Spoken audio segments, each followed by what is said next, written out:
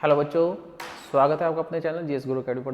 दोस्तों जैसा आप जानते हो, आपका एसएससी जीडी का एग्ज़ाम आने वाला है और लगातार हम आपके लिए लगातार मैथ्स की वीडियो लेकर आ रहे हैं। ठीक है, हमारी 11 वीडियोस मैथ पर हो चुकी हैं दोस्तों एज अ रिवीजन कोर्स।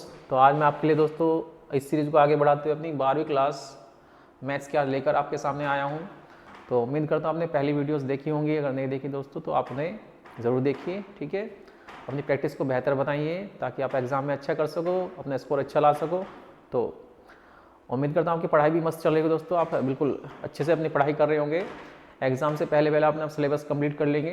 तो इसी को ध्यान में रखते दोस्तों आज मैं अपनी 12वीं क्लास मैथ्स की रिवीजन कोर्स के तहत लेकर आया हूँ। जो हमारा मैथ का रिवीजन कोर्स चल रहा है दोस्तों, क्रैश कोर्स मैथ्स का 21 क्लासेस में। तो हमारी इस पर 11 क्लास तो हो चुकी हैं, आज ये 12वीं क्लास है दोस्तों। तो जल्दी हमारी ये सीरीज़ पूरी होने वाली है। तो आप अगर ये वीडियो लगातार देख रहे हो तो अच्छी बात है दोस्तों। अगर आपने वीडियो को नहीं देखा तो आप दोबारा से वीडियो पर जाइए दोस्तों, और इससे पहली जो वीडियो हमारी आ चुकी है यूट्यूब पर, आप पहले उन्हें देखिए। बिल्कुल फ्री है, आपकी फ्री ऑफ कॉस्ट है, उसमें कोई चार्जेस नहीं है। ठीक है, यूट्यूब पर हमारी सारी क्लासेस दोस्तों बिल्कुल फ्री हैं, तो आप इनका पूरा लाभ उठाइए, अपनी पढ़ाई को मस्त कीजिए और अपने आप को बूस्ट कीजिए। चलिए, तो बिना किसी देरी के मैं अपनी क्लास स्टार्ट कर लेता हूँ। आज का हमारा पहला जो क्वेश्चन होगा उसको देखिए दोस्तों, क्या है। ये है आज का हमारा पहला क्वेश्चन। 2 की पावर 3, 3 की पावर 4, 2 की पावर 5 तथा गुना में 3 की पावर 2 का HCF क्या होगा, ये हमें बताना है। तो पावर वाली नंबर का हमें HCF बताना है दोस्तों। जब ऐसा क्वेश्चन आ जाए तो आपको क्या करना है, आपको इनका HCF बताना होता है। और HCF में किसका बताना होता है दोस्तों, कॉमन फैक्टर्स का। ठीक है, जो हमारे यहाँ पे कॉमन फैक्टर होंगे दोस्तों, हमें उनको देखना है और पावर को ध्यान में रखना है। जिसकी पावर छोटी होगी HCF में क्या होता है वो लेना होता है।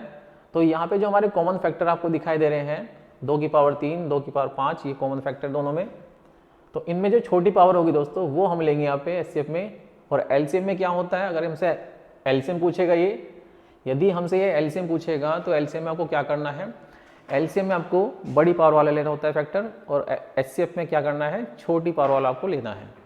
तो यहाँ पर जो हमारा कॉमन फैक्टर है 2 और 3 दोनों में है, ये कॉमन है। तो हमें क्या करना है, यहाँ पे छोटी पावर वाले को लेना है।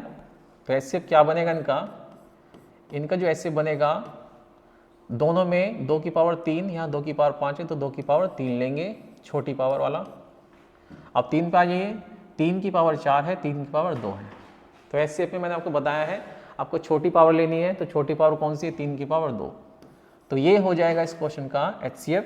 ठीक है, ये इसका राइट आंसर हो जाएगा, ऑप्शन नंबर सी हमारा इस क्वेश्चन का राइट आंसर हो जाता है। तो चलिए अगले क्वेश्चन पे चलते हैं। नेक्स्ट क्वेश्चन क्या है वो देखिए, ये रहा आपका अगला क्वेश्चन। दोस्तों आपको समय नहीं गंवाना दोस्तों, मैं भी आपके लिए कोशिश करता हूँ ज़्यादा क्वेश्चन आपको, कम से कम टाइम में आपको ज़्यादा क्वेश्चन करा सकूँ, ज़्यादा क्वेश्चन की आपकी प्रैक्टिस हो सके। तो आज हम बातें कम करेंगे दोस्तों, ठीक है दोस्तों, और क्वेश्चन पे थोड़ा ज़्यादा ध्यान देंगे ताकि हम कम समय में ज़्यादा क्वेश्चन कर सकें। तो देखिए, एक स्कूल में छात्रों के रूप में केवल लड़के और लड़कियाँ हैं जिनकी संख्या का अनुपात कितना है, 5:8। ठीक है, स्कूल में छात्रों की कुल संख्या कितनी हो सकती है ये हमें इसमें बताना है। मतलब संख्या कितनी हो सकती है, टोटल संख्या विद्यार्थियों की, स्टूडेंट्स की कितनी हो सकती है, इस क्वेश्चन में हमसे ये पूछा है। तो क्या करना है दोस्तों, यहाँ पे लड़के लड़कियों के रूप में ही टोटल विद्यार्थी हैं। तो लड़के 5 हैं, लड़कियाँ कितनी है रेशो में, 8। तो बॉयज़ एंड गर्ल्स का रेशो क्या है, बॉयज़ और गर्ल्स का रेशो दिया है यहाँ पे 5:8। ठीक है, अगर 5 लड़के हैं तो 8 लड़कियाँ, मतलब टोटल कितने हो जाएंगे रेशो में, 13।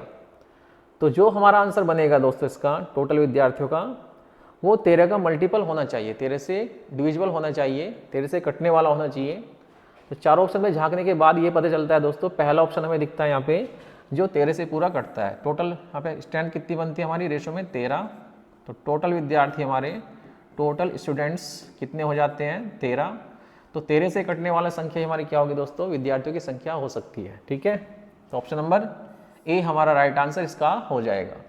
2700 हमारा 13 से नहीं कटता दोस्तों, ये पॉसिबिलिटी नहीं है। 18 13 से नहीं कटता, डी ऑप्शन यानी 2100 हमारा 13 से नहीं कटता। तो एक ही आंसर बचता है, कौन सा, ऑप्शन नंबर ए। तो इसका सही आंसर क्या हो जाएगा, ऑप्शन नंबर ए बिल्कुल सही हो जाएगा। 1690 इस विद्यालय में छात्रों की संख्या संभावित है। ये रहा नेक्स्ट क्वेश्चन आपका। क्वेश्चन में दिया है 18, 27 और 68 का फोर्थ प्रोपोर्शनल क्या होगा, चौथा अनुपाती क्या होगा। तो जब आपसे चौथा अनुपाती पूछे दोस्तों तो आप इन्हें मान सकते हो जो आपको दिए हैं, ये हमारे लिए हो जाते हैं ए बी सी। ठीक है दोस्तों, तो ए बी सी और चौथा आपसे पूछा है दोस्तों, ये डी आपसे पूछा है। तो ए बी कितना होगा आपका, ए हो जाएगा आपका 18 और दोस्तों बी कितना होगा आपका 27 और सी कितना होगा 68। आपसे पूछा है चौथा अनुपाती क्या होगा। तो चौथा निकालने का तरीका होता है दोस्तों क्या, चौथा आप कैसे निकालोगे, चौथा अनुपात यानी डी बराबर होगा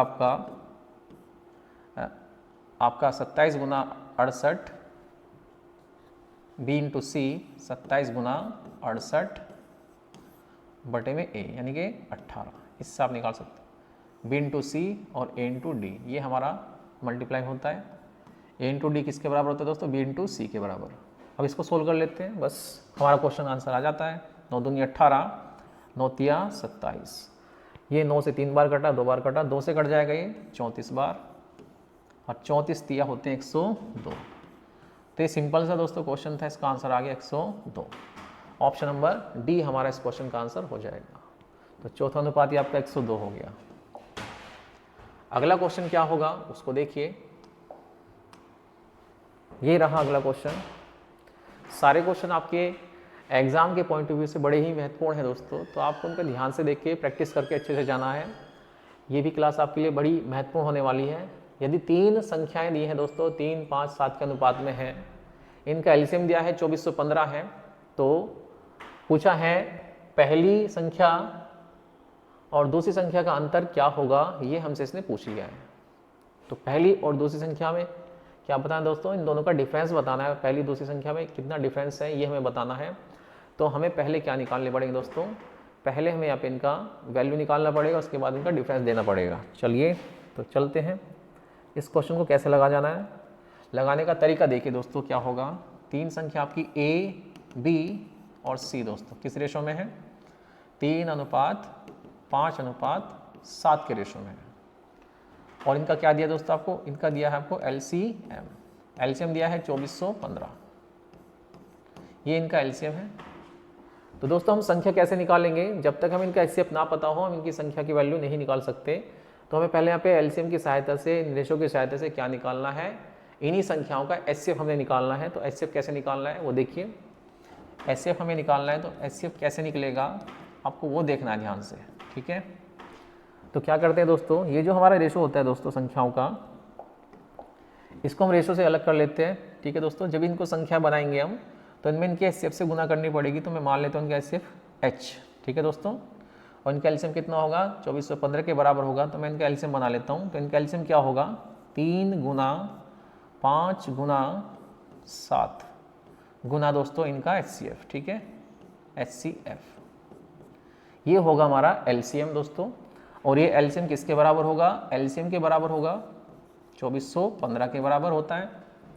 तो बस आपको क्या करना है दोस्तों, इन जो 3, 5, 7 है इनसे आपको इसको डिवाइड करना है, एचसीएफ की वैल्यू मिल जाएगी यहाँ से। तो चलिए 3 से काटो, आप इसे 3 से काट लेता हूँ। 3 से काटेंगे आप इसे पहले, 3 अट्ठे 24 और 3 पंजे 15, 805 बार कटेगा दोस्तों।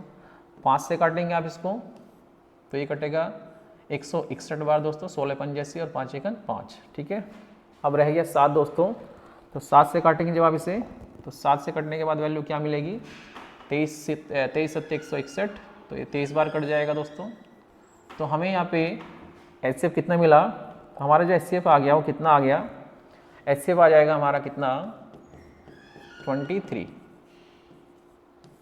ये आ गया इसका एचसीएफ, ठीक है दोस्तों।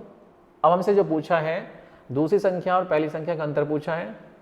तो देखिए यहाँ पे पहली संख्या 3 है, दूसरी कितनी है 5।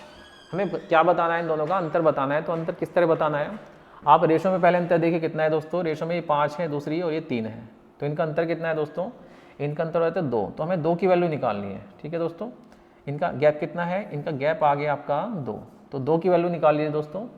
ये HCF हमारा कितना आ गया 23, तो 23 गुना 2 यानी कि 46,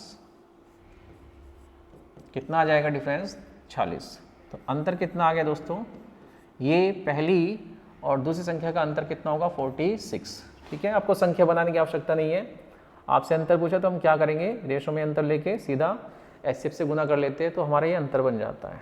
अंतर कितना आ जाता है, ऑप्शन नंबर बी आपका 46 इसका सही आंसर हो जाता है। तो आपको इस तरह से क्वेश्चन लगाना था।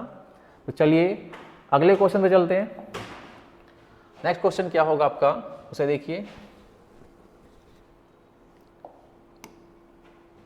ये रहा आपके लिए अगला क्वेश्चन, सिंप्लीफिकेशन का क्वेश्चन है दोस्तों, और दिया है 957 प्लस 932 की पावर 2 माइनस 4 गुना 957 गुना 932 को सरल कीजिए, हमें इसकी वैल्यू बतानी है। तो दोस्तों मैं यहाँ पे देख पा रहा हूँ ये एक फॉर्मूला सेट किया गया है, यहाँ पे एक फॉर्मूले में सेट किया गया नंबर को, ये कुछ इस तरह से आपको दिख रहा है, a प्लस बी का होल स्क्वायर माइनस 4ab, ये फॉर्मेट हमें दिया गया है यहाँ पे दोस्तों। और इस फॉर्मेट की इक्वल मतलब इसके जो बराबर वैल्यू होती है वो क्या होती है, इसकी जो बराबर हम रख सकते हैं a माइनस बी का होल स्क्वायर, इसके बराबर हम वैल्यू रख सकते हैं। ठीक है, जो वैल्यू इसकी बनेगी दोस्तों वही वैल्यू उसकी बनेगी। तो इस इक्वेशन की जगह दोस्तों हम क्या कर सकते हैं, ये फॉर्मूला पुट कर सकते हैं। तो a प्लस बी का होल स्क्वायर माइनस 4ab किसके इक्वल होता है, a माइनस बी के होल स्क्वायर के बराबर होता है। तो यहाँ पे a के इक्वल में क्या आएगा 957 दोस्तों, इसकी कंपैरिजन कीजिए, 957 हमारा a हो जाएगा और b की वैल्यू कितनी होगी 932। तो हमें इसकी वैल्यू बतानी है दोस्तों, तो इसको सोल्व कर लेते हैं। चलो यहाँ पर ये हमारा क्या हो गया दोस्तों, 957 प्लस 932 का होल स्क्वायर माइनस 4 गुना 957 गुना 932। इसकी जगह हम क्या पुट कर सकते हैं, इसकी जगह दोस्तों हम पुट कर सकते हैं कौन सा फॉर्मूले को, इस वाले। तो ये हमारा होता है किसके इक्वल, इसको लिखा जा सकता है 957 माइनस 932 का होल स्क्वायर। ठीक है, ये हमारा 957 माइनस 932 का होल स्क्वायर बनता है। और 957 में से दोस्तों 932 जब घटाओगे तो आपको कितने मिलेगा 23। तो 7 में कितना मिलेगा आपको, 7 में से 2 जाता है दोस्तों, तो आपको मिलेगा कितना 5 मिलेगा दोस्तों, 5 और 5 में 3 जाएगा दोस्तों, कितने मिलेगा आपको, तो 2, 25 अंतर आ गया दोस्तों इनका। तो 57 में और 32 में कितना गैप आ गया आपका 25 का, तो 25 का स्क्वायर कर लीजिए आप, बस हो गया। तो 25 का स्क्वायर होता है 625, तो 625 इस क्वेश्चन का राइट आंसर हो जाएगा। ऑप्शन नंबर ए ही हमारा सही आंसर होगा। ठीक है, तो अगर आपको ये फॉर्मेट दिख रहा है, इसकी जगह हम क्या पुट कर सकते हैं, a माइनस बी का होल स्क्वायर। चलिए नेक्स्ट क्वेश्चन पे चलते हैं। अगला क्वेश्चन क्या है, अगला क्वेश्चन देखते हैं क्या है आपके लिए। 4 संख्याओं में से पहली 3 संख्याओं का एवरेज दिया है 16, अंतिम 3 संख्याओं का एवरेज दिया है 15। यदि अंतिम संख्या 21 है तो प्रथम संख्या क्या होगी, हमसे ये पूछा है। तो हमें ये बताना है प्रथम संख्या क्या होगी। दोस्तों देखो, इसमें 4 संख्या दी गई है और इनमें पहली 3 का और बाद की 3 का रेशो दिया गया है। 4 संख्या मान सकते हो a, b, c और d। इनमें से पहली 3 का रेशो दिया है, वो कितना है दोस्तों, वो दिया है 16। तो योगफल कितना हो जाएगा दोस्तों इनका, 16×3 = 48, तो योगफल हो जाएगा 48। और बाद की 3 का जो रेशो दिया है दोस्तों, अंतिम 3 का, फर्स्ट 3 का रेशो कितना है, फर्स्ट 3 नंबर्स का जो रेशो है दोस्तों वो कितना है, फर्स्ट 3 का आपका बन जाता है 16 औसत, तो योगफल कितना बनेगा 48। और लास्ट 3 नंबर्स का जो एवरेज दिया है दोस्तों वो कितना दिया है, वो दिया है 15, और 15 × 3 योगफल कितना बन जाएगा 45। यहाँ से हमने इनका सम बना लिया। एवरेज दिया है 16 3 संख्या को, पहली 3 का एवरेज 16 है तो योगफल बन जाएगा 48। और लास्ट के 3 का एवरेज कितना है दोस्तों, लास्ट के 3 का एवरेज कितना है 15, तो योगफल कितना आ जाएगा इनका, सम आ जाएगा 45। तो देखिए जब मैं पहली 3 लेता हूँ दोस्तों तो मेरा A B C पहली 3 में आते तीनों। जब बाद की 3 लेता हूँ दोस्तों तो B C D, तो अंतर किसका आ जाता है, केवल A और D का अंतर आता है दोस्तों। जब पहली 3 लेते हैं तो इसमें A शामिल हो जाता है, बाद की 3 लेते हैं तो इसमें D शामिल हो जाता है। B और C इन दोनों में दोस्तों क्या है, कॉमन है, तो ये नंबर दोनों पहली 3 में भी आ जाते हैं और बाद की 3 में भी आ जाते हैं। तो ये जो दोस्तों हमारा योगफल का अंतर आ रहा है दोस्तों, कितना आ रहा है, पहली 3 का योगफल 48 है और बाद की 3 का योगफल कितना है, 45। तो यहाँ पे जो हमारा अंतर आ रहा है दोस्तों कितना आ रहा है, 3 का डिफरेंस आ गया, यानी कि 3 की कमी हो गई दोस्तों सम में, यानी योगफल में 3 की कमी हो गई। इसका मतलब यह है दोस्तों, जब मैं A की जगह D को ले रहा हूँ तो हमारे योगफल में 3 की कमी हो रही है। इसका सीधा मतलब यह है दोस्तों, A हमारा D से कितना बड़ा है, 3 बड़ा है, यानी A और D में कितना डिफरेंस है, A और D में डिफरेंस आता है 3 का, ठीक है। A की वैल्यू D से 3 ज़्यादा है। अब यहाँ पे दिया है यदि अंतिम संख्या यानी कि चौथी संख्या कितनी है, 21, तो यदि मैं D की जगह 21 रख दूँ दोस्तों और इक्वल में क्या चल रहा है आपका 3, ठीक है, A माइनस 21, तो 21 जब इधर जाएगा दोस्तों आपको मिलेगी पहली संख्या, तो पहली संख्या कितनी आ जाएगी, 24। तो इस क्वेश्चन को करने का ये तरीका होता है। चलिए उम्मीद करता हूँ आपको समझ में आ गया होगा। आगे भी क्वेश्चन अगर ऐसा आपके सामने आ जाए, फर्स्ट 3 लास्ट 3 या फर्स्ट 4 या लास्ट 4, ठीक है दोस्तों, तो आपको ऐसा क्वेश्चन इस तरह से डील करना होता है। चलिए लेते हैं अगला क्वेश्चन। ये रहा आपका अगला क्वेश्चन। जब विक्रय मूल्य पर गणना की जाती है तो लाभ होता है दोस्तों 25% का, वास्तविक लाभ आपको बताना है क्या होगा। तो जो वास्तविक लाभ होता है दोस्तों, वास्तविक लाभ हमेशा क्रय मूल्य पर ही काउंट किया जाता है, उसे हम कहते हैं वास्तविक लाभ। अब यहाँ पे जो लाभ की गणना की गई है 25% जो लाभ हो रहा है वो किस पर है दोस्तों, वो हो रहा है विक्रय मूल्य पर, यानी सेलिंग प्राइस पर। सेलिंग प्राइस पर 25% का प्रॉफिट हो रहा है, वो बोल रहा है वास्तविक लाभ यानी कॉस्ट प्राइस पर आपका वास्तविक लाभ क्या होगा, ये हमें बताना है। तो चलिए जब आपको लाभ दे दिया जाए दोस्तों विक्रय मूल्य पर, तो क्वेश्चन कैसे लगाना है वो देखिए। यहाँ पे इसकी फ्रैक्शन ले लेते हैं। 25% लाभ की बात कर रहा है, तो 25% का मतलब होता है 1/4। इसका मतलब ये हो गया दोस्तों, हमें 4 पर 1 का लाभ हो रहा है। ये 4 क्या है, सेलिंग प्राइस, क्योंकि हमारी जो लाभ की गणना की गई है वो किस पे की गई है, विक्रय मूल्य पर। अगर हमारे 4 विक्रय मूल्य पर 1 का लाभ हो रहा है दोस्तों, यानी 4 का सामान बेचकर हमें 1 का फायदा हो रहा है, तो हमने इसे कितने में खरीदा होगा, हमने इसे 3 में खरीदा होगा। तो यहाँ से CP और SP का रेशो क्या बन गया दोस्तों, CP और SP का रेशो बना लेते हैं। SP हमारा कितना है 4 पर हमें 1 का फायदा हो रहा है, ठीक है। तो हमने इसे कितने में खरीदा होगा दोस्तों, 4 में से घटाइए, तो हमने इसे 3 में खरीदा होगा। 4 में बेचकर हमें 1 रुपये का लाभ हो रहा है, तो कितने रुपये में खरीदा होगा, 3 में। तो देखिए दोस्तों 3 का सामान यहाँ पे 4 में बेचा जा रहा है, कितने का फायदा हुआ, 1 का, किस पर, 3 पर। ये हमारा होगा वास्तविक लाभ। और 100 से गुना करेंगे तो 33 से ही 1/3% हमारा वास्तविक लाभ, यानी ऑप्शन नंबर C इसका राइट आंसर हो जाएगा। इस तरह से आपको एक क्वेश्चन लगाना था। जब भी लाभ या हानि की गणना किस पे की जाए, विक्रय मूल्य पर दोस्तों, तो इस तरह से आप CP और SP का रेशो बनाकर क्वेश्चन को लगा सकते हो, ठीक है। तो चलिए अगले क्वेश्चन पे चलते हैं। नेक्स्ट क्वेश्चन क्या है वो देखिए।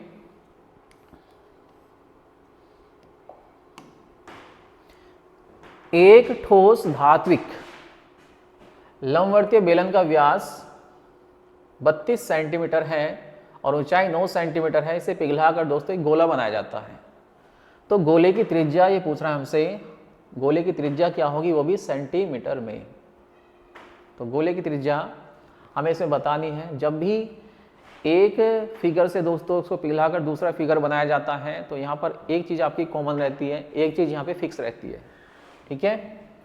यहाँ पे हमने दोस्तों किसी बेलन को मेल्ट करके यानी पिघलाकर क्या बनाया है, ये बेलन होता है, और इसको पिघलाकर दोस्तों हमने कौन सी शेप दे दी, बस इसको, इसका शेप बदल दिया दोस्तों, ठीक है। मटेरियल वही रहेगा, जो मटेरियल इसमें लगा है वही मटेरियल हमारा गोले में रहेगा।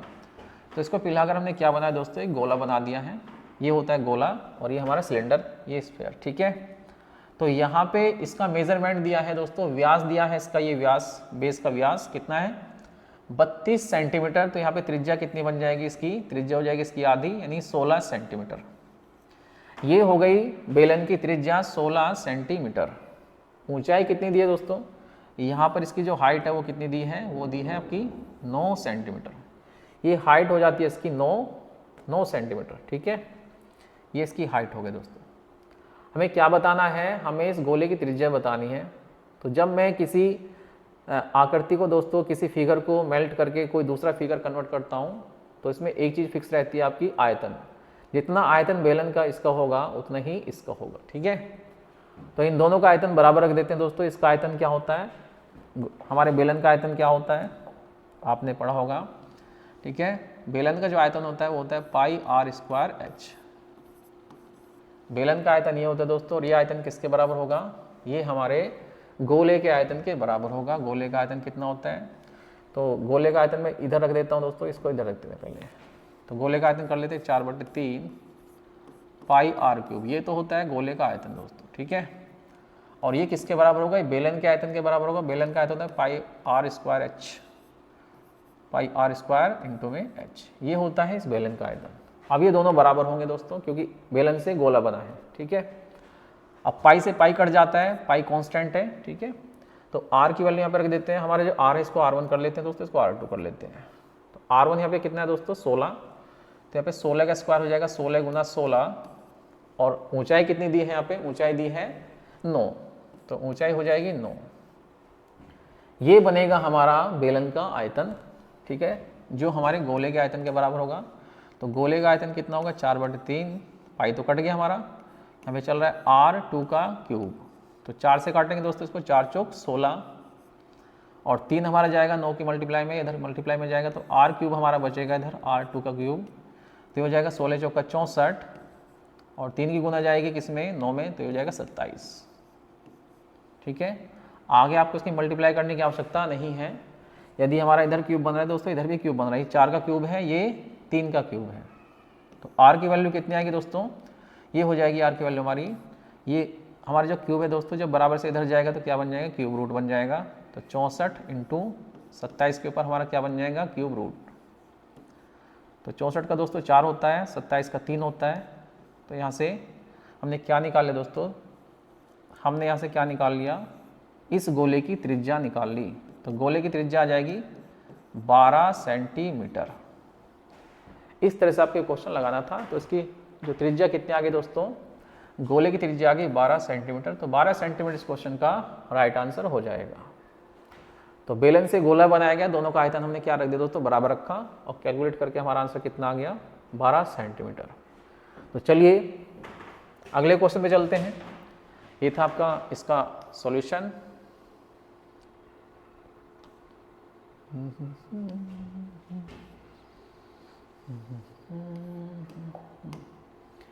ये है आपका अगला क्वेश्चन दोस्तों, क्रिया विक्रिया का क्वेश्चन दिया है।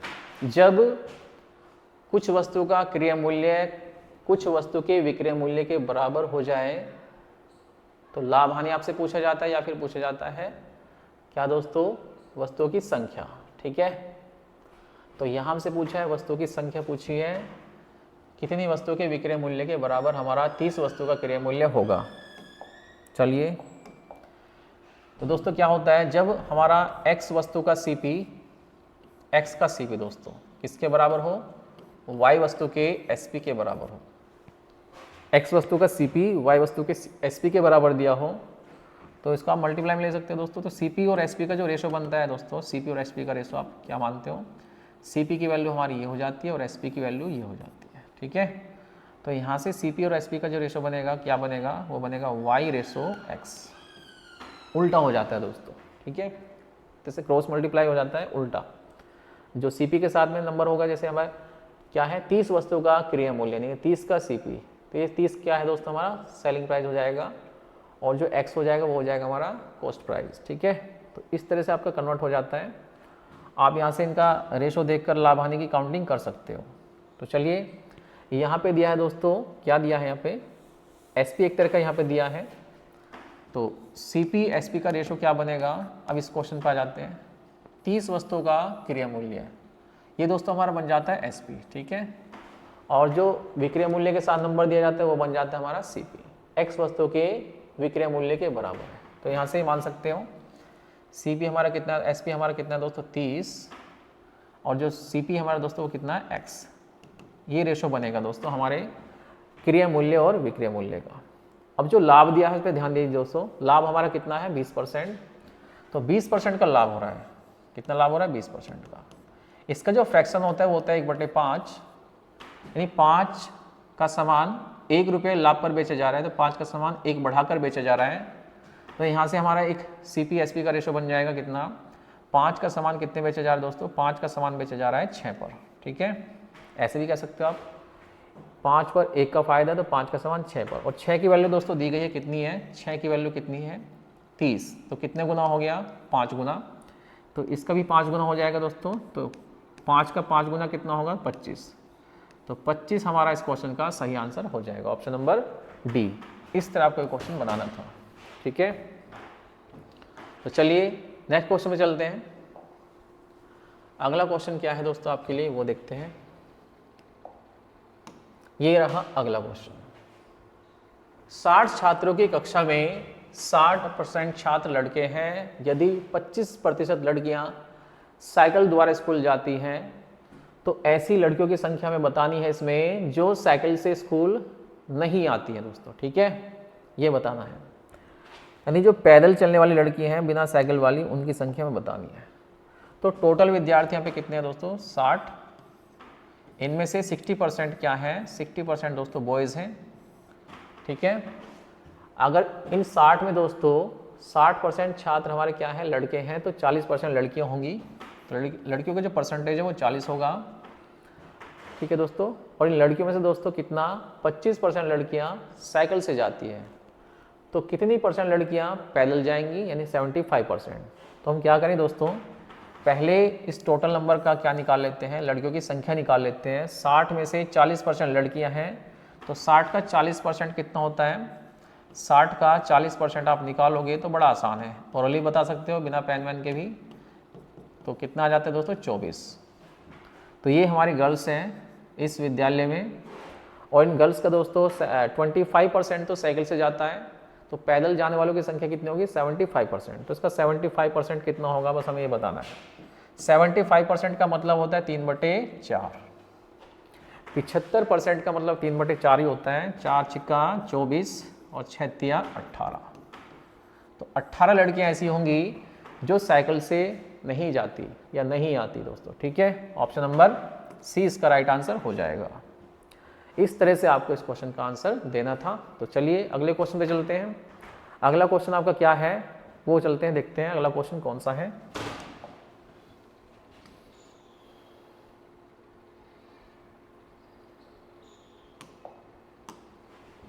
साधारण ब्याज की एक निश्चित दर पर कोई राशि 2 वर्ष में स्वयं की 8/7 गुना हो जाती है, वार्षिक ब्याज की दर क्या होगी ये हमें ज्ञात करना है। तो मेरे भाइयों जब भी ऐसा क्वेश्चन आ जाए, क्वेश्चन बड़ा इजी है, एग्जाम में पूछा गया क्वेश्चन है, चलिए और आगे भी पूछा जाएगा। तो जब भी आपको ऐसा क्वेश्चन दे दिया जाए, आप इसमें क्या माने, मूलधन अपने पास से मान लीजिए 1 और अमाउंट क्या हो गया आपका वो मैं आपको बताता हूँ। देखिए यहाँ से ये कह रहा है दोस्तों अपने आप की कितनी हो जाती है दोस्तों 8/7 गुना हो जाती है। तो इसका मतलब कोई राशि आपकी 7 रुपये थी दोस्तों, और वो 2 वर्ष में ब्याज लगकर कितनी हो गई अपने आपकी 8/7, यानी कि 8 हो जाती है, 7 से 8। तो मूलधन और अमाउंट यानी मिश्र धन का रेशो क्या बनेगा आपका 7:8। 7 रुपया उधार दिया गया, 2 साल में 8 हो गया, तो 2 साल में कितना ब्याज मिलेगा, तो 2 साल में ब्याज मिलेगा हमारे यहाँ पे कितना 1 रुपया दोस्तों। तो 2 साल का ब्याज कितना मिला 1 रुपया। ये हमारा जो ब्याज है कितना है, ऐसा ही हमारा कितना हो गया 1 रुपया। ये ब्याज हमें मिला दोस्तों किस पर 7 पर। कितने साल में मिला दोस्तों 2 सालों में। तो आपको बताना रेट, तो रेट क्या होता है दोस्तों, रेट हो जाता है हमारा ब्याज इंटू में 100 दोस्तों, ठीक है, अपॉन में मूलधन गुना समय। तो ये हमारी क्या बन जाती है, रेट बन जाती है दोस्तों।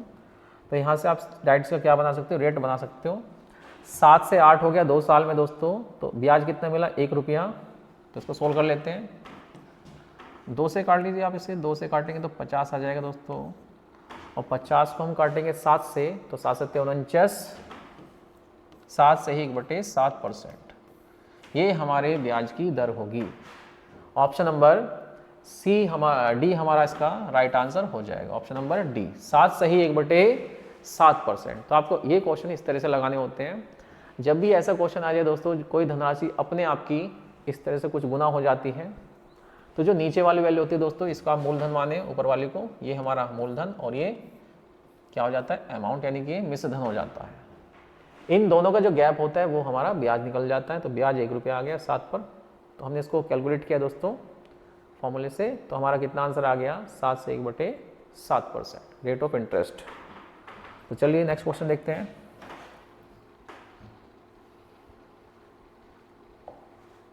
बढ़िया क्वेश्चन है दोस्तों, कार्य समय का, टाइम एंड वर्क का एक ऐसा क्वेश्चन जो कई बार आपको एग्जाम में देखने को मिलता है। ठीक है, यदि एक पुरुष या 2 महिलाएं या 3 लड़के किसी काम को 121 दिन में पूरा कर सकते हैं, तो एक पुरुष, एक महिला और एक लड़का मिलकर उस काम को कितने दिन में पूरा करेंगे, ये हमें इसमें बताना है। तो बताइए इस क्वेश्चन का आंसर किस तरह होगा। जो मैं आपको बताने वाला हूं आपको उसको भी ध्यान से देखना है। देखिए दोस्तों क्या है, एक पुरुष यानी एक मैन या 2 वोमेन, या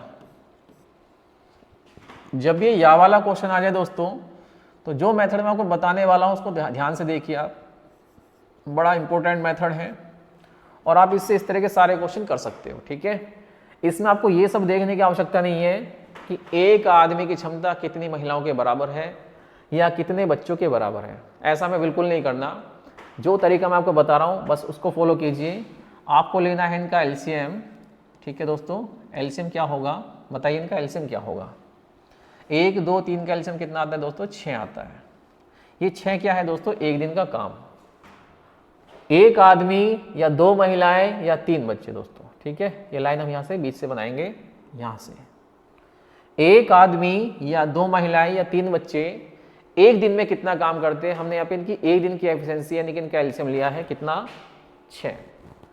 एक आदमी या 2 महिला या 3 बच्चों से काम कराओगे आप तो वे 6 ही काम करेंगे। एक आदमी भी एक दिन में 6 काम करता है, 2 महिला भी एक दिन में 6 काम करती हैं, 3 बच्चे भी एक दिन में 6 काम करते हैं। और काम कब तक चला आपका, 121 दिन।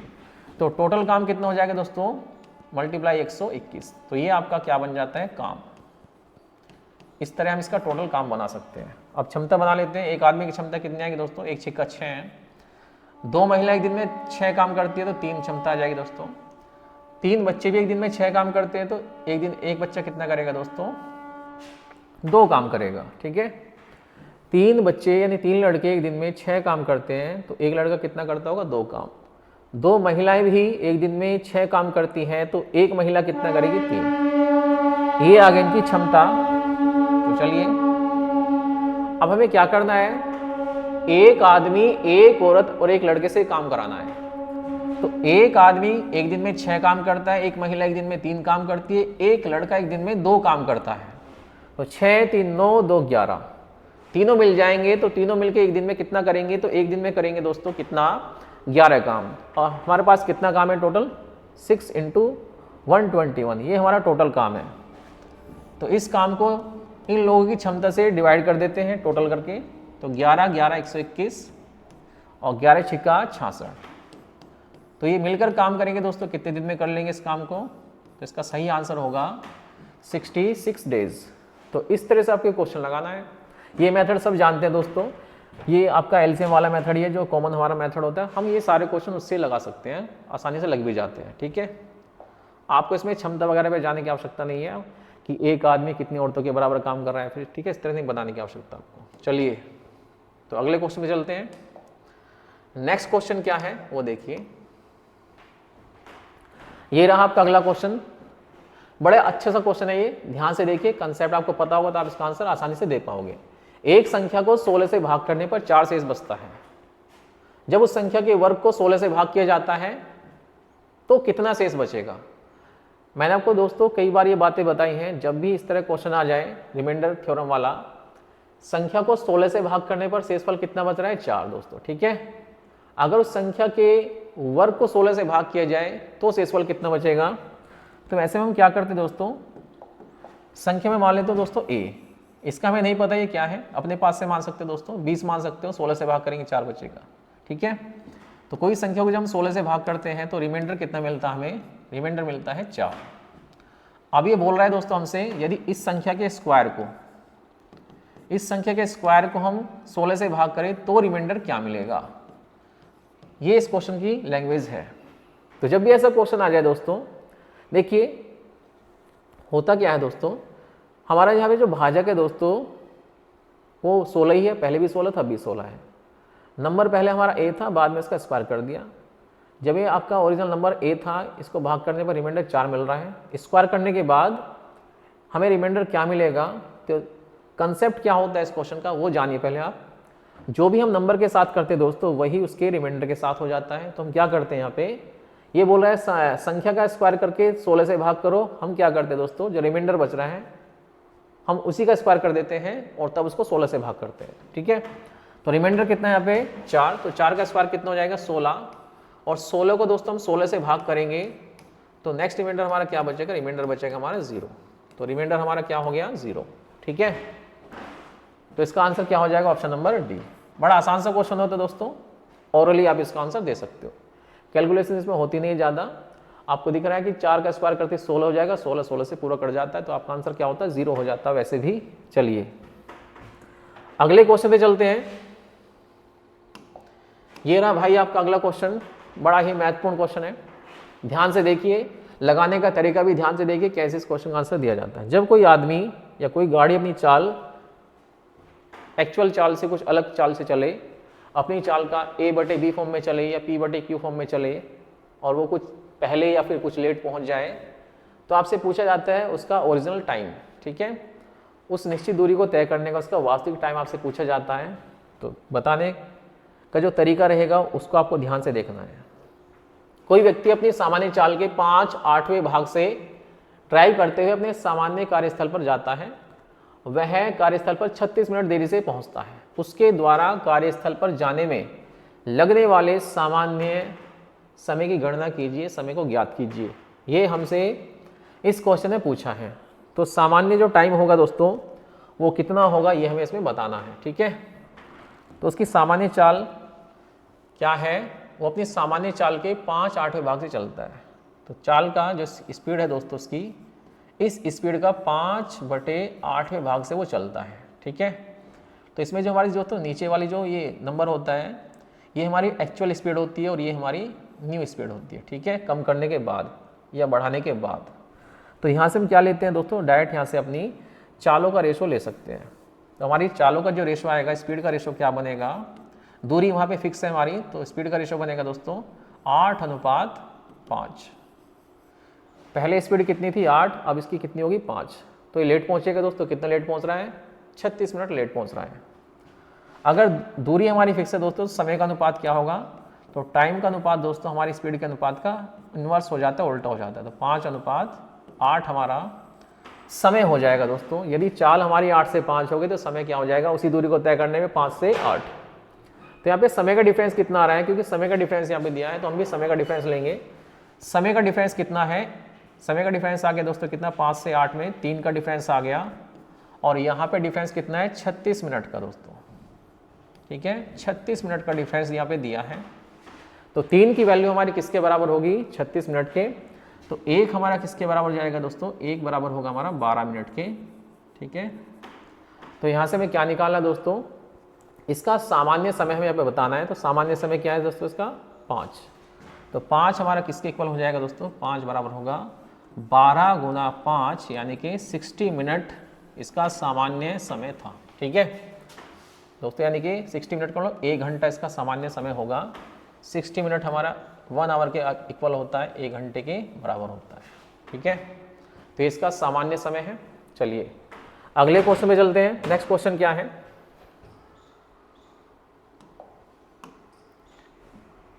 मिश्रण का क्वेश्चन है दोस्तों। चावल की 2 टाइप हैं जिनमें रेट दिया है अलग अलग। पहली जो टाइप है उसका कितना रेट है 65 किलो प्रति किलोग्राम, 65 रुपये प्रति किलोग्राम। और जो दूसरी किस्म है, दूसरी जो टाइप है वैरायटी है, उसका रेट क्या है 95 रुपये प्रति किलोग्राम है। इनको किस अनुपात में मिलाएं ताकि हमारे जो मिश्रण बनेगा दोस्तों, मिक्सचर बनेगा, उसका रेट कितना हो जाए, 83 रुपीज़ पर केजी हो जाए, ये हमें बताना है। ठीक है, तो इसमें सीधी एलिगेशन लग जाती है, एलिगेशन से क्वेश्चन को आसानी से आप कर सकते हो। यहाँ पे एक वस्तु दोस्तों सस्ती है, एक तो चावल है आपके 65 रुपये वाले और दूसरे चावल क्या है 95 रुपये किलो वाले। ठीक है, इनको मिलाने के बाद दोस्तों में रेट क्या बनाना है, 83 रुपये यानी 83 रुपये पर केजी के हिसाब से इसको बनाना है। तो इसको रखेंगे बीच में, 83 बीच में आ जाएगा आपका, एलिगेशन इस पर लग जाती है तो एलिगेशन लगा देते हैं। 95 में से घटाएंगे कितना 83, तो 12 बचेगा, नहीं 12 बचेगा। 83 में से आप घटाओगे कितना 65, तो ये बचेगा आपका 18।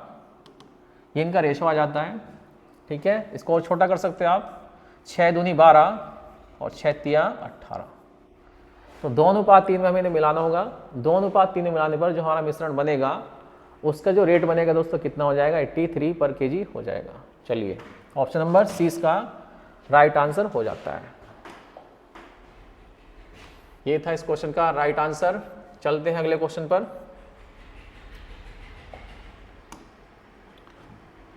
ये रहा आपका नेक्स्ट क्वेश्चन दोस्तों, क्या है पढ़ लीजिए। पाइप ए और बी किसी भरी हुई टंकी को 15 तथा 20 मिनट में खाली कर सकते हैं, जबकि एक सी पाइप इस टंकी को अकेला 8 मिनट में भर सकता है। ए बी सी तीनों को एक साथ खोल दिया जाए तो टंकी भरने में कितना समय लगेगा, ये इसमें पूछा गया है। और समय बताना है घंटों में, समय घंटों में दिया है तो हमें घंटों में बताना है। तो चलिए पहले इनका टंकी की क्षमता बनाते हैं, टंकी का उसका कैपेसिटी बना लेते हैं एलसीएम लेकर। तो ए पाइप और बी पाइप दोनों दोस्तों क्या हैं, खाली करने वाले हैं, तो माइनस से शो करेंगे। एक सी पाइप है इसमें भरने वाला, इसे प्लस से प्रेजेंट करेंगे आप।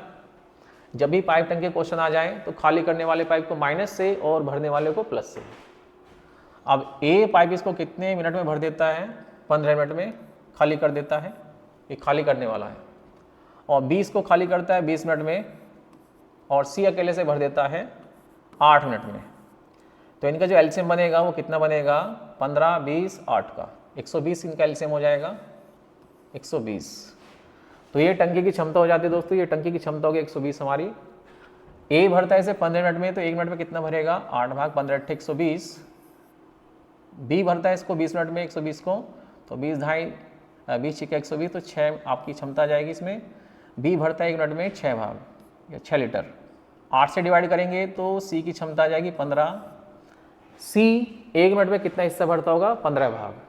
अब इन तीनों के एक साथ खोल दिया जाए, अगर इन तीनों के साथ खोल दिया जाए तो ये दोनों जो खाली करने वाले हैं दोस्तों, ये कितना खाली करेंगे, ये 8 और 6 14 भाग खाली करेंगे और ये 15 भाग भरेगा।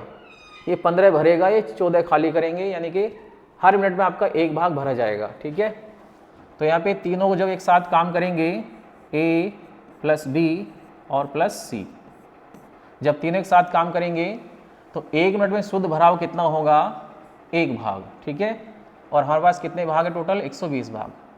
तो 1 के हिसाब से 120 भाग भरने में कितना समय लगेगा, 120 मिनट। 120 मिनट में ये टंकी पूरी भर जाएगी। 120 मिनट का मतलब होता है 2 घंटे, यानी कि 2 घंटे का टाइम इसमें लगने वाला है। ठीक है, ऑप्शन नंबर बी हमारा इसका राइट आंसर हो जाएगा।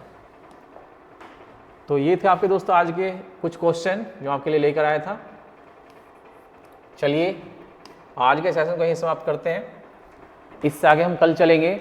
उम्मीद करता हूँ आपको वीडियो पसंद आई होगी। अगर वीडियो पसंद आए दोस्तों तो वीडियो को लाइक करना ना भूलें और हमारे चैनल को सब्सक्राइब करना ना भूलें दोस्तों। ठीक है, लगातार वीडियो को देखते रहिए दोस्तों, हमारे साथ बने रहिए। इसके साथ आपसे विदा लेते हैं। Okay, thank you.